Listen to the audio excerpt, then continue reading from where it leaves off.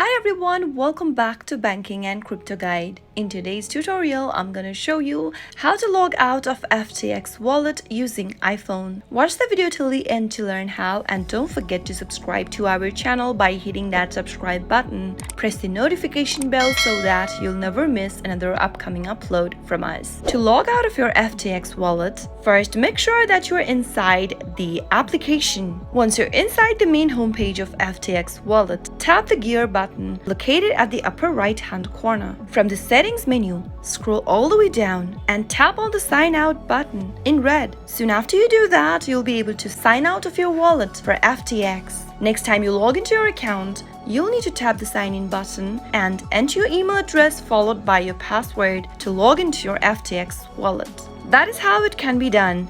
I hope you found the video to be helpful. If it was, go ahead and give us a thumbs up. I'll soon be back with more videos like this. Thank you for watching.